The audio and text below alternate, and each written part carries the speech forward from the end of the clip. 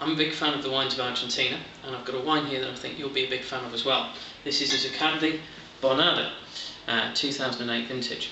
Now, Zuccardi are one of the biggest and most important wine producing families in Argentina. They date back to the 1950s, and although they're very big, they do everything in kind of a homemade way. There's lots of attention to detail, and they're actually one of the most inventive and creative producers out there.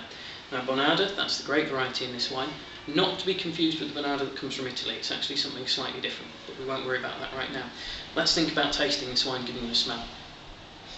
It's just big and juicy. That's the first thing that hits you. There's lots of dark fruits, there's blueberries, there's black currants. There's a little bit of smokiness in there as well, but it's really enticing, and it just invites you to drink it, which we'll do.